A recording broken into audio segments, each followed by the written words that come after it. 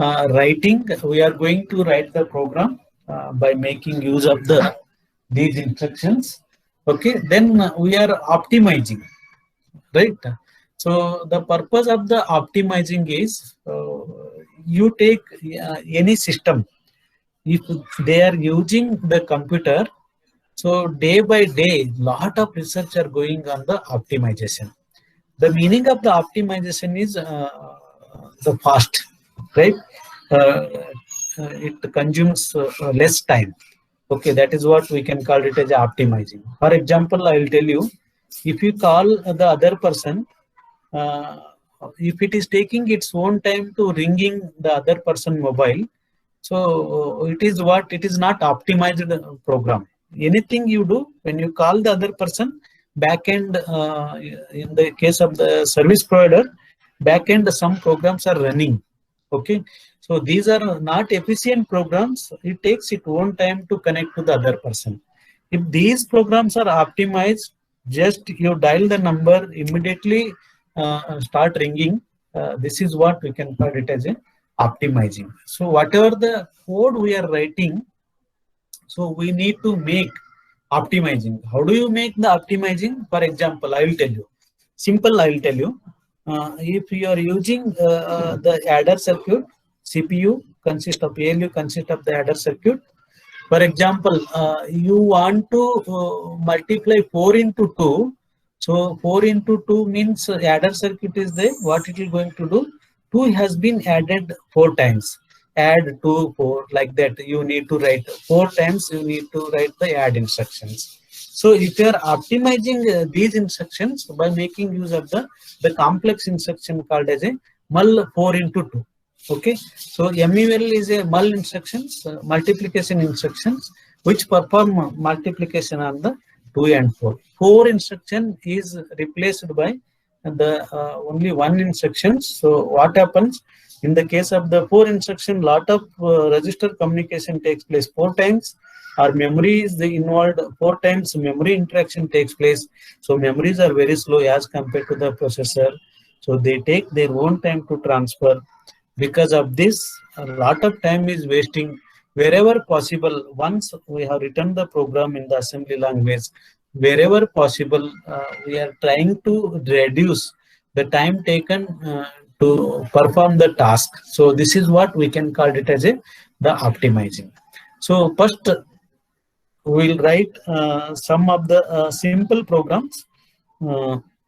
Then we'll see how to optimize these programs in the case of the ARM assembly code. For example, you can take C language. Generally, if the square is used, if you are performing square many times, generally we put in the for loop. Okay, so square is this is the sub function written by the user, and this is the sub function for the square. Okay, in the square, what is the square? Square is whatever the variable you are using, just that variable is multiplied. Same variable is multiplied. Okay, so for example, you are passing the variable I as a 2. So 2 is multiplied 2 times. So 2 into 2 is a 4. So square of 2 is a 4. So this is how it finds the square of the number. How do you write in the assembly language? Same thing is written in the assembly language. So it is a very simple program. This program, square program, is written in the assembly language. That is, sorry, in the high level language called as a C language. Okay.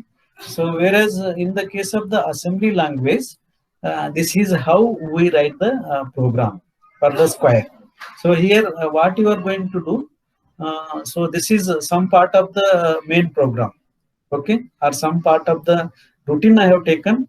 Some of the main routine is missing here, and the end is also missing the main program. Just I have taken because I need to concentrate on the subroutine square only. So this is the label for the subroutine square, or you can use your name. Whatever the instruction used inside, it will not make any difference. So square is a label for the squaring. So why I am using the square? So if you are using label square, you can easily understand that this part is going to perform the square operations.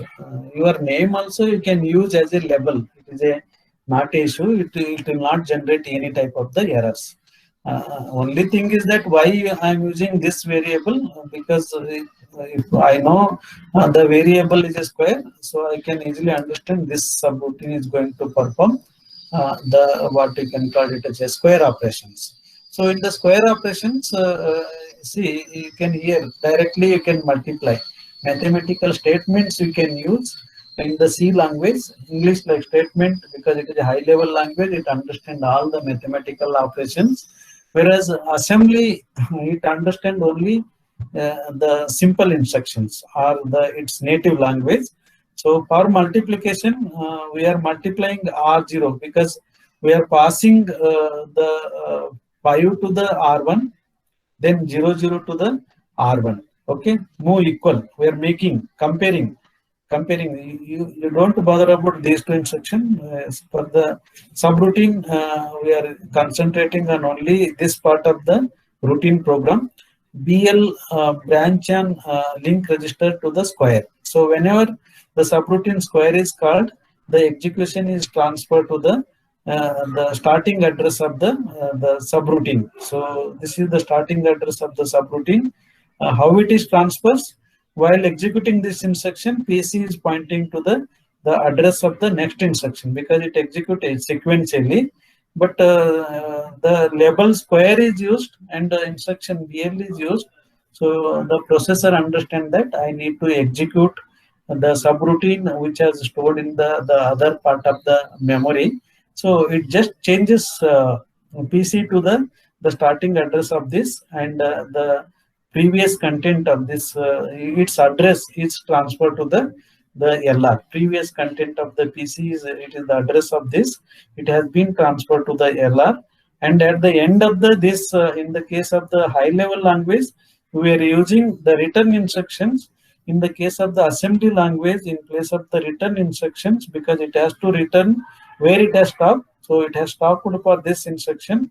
So that is what we are loading the program counter with the LR. So I had already shown this subroutine operations. So here ABC. So it is only I am using the part of the main program or routine because I am interested only this instructions because subroutine square is there. So before going for this subroutine, it loads the previous content of the PC because it executes sequentially. While executing this instruction, PC is pointing to the always the next instruction. That is what it is called as a sequential instruction. While executing this instruction, the processor perform operations on this instruction. PC points to the C. Okay, so whenever it calls the subroutine square, the previous content of the PC is loaded with the starting address of the subroutine, so that the operation is now transferred from this place to this place. Okay, and the LR is loaded with the previous content of the PC, so that at the end, it can return. LR is loaded with the PC. Program counter is it is a path pointer. Hence, the program counter is now is assigned with the address B. So wherever the B is there in the memory locations, the execution is sent back, or it is returned to the routine program. Okay, so this is possible in the case of the high level language by using the statement called as a return, whereas here we use the instruction called as a move PC LR. So LR is the previous content of the PC. So now that B is loaded in the PC. So now the execution is transferred to the memory location where the B address is there. Okay, whatever the instruction is there, on that it perform the operation. So this is how we write the squaring program in the case of the assembly.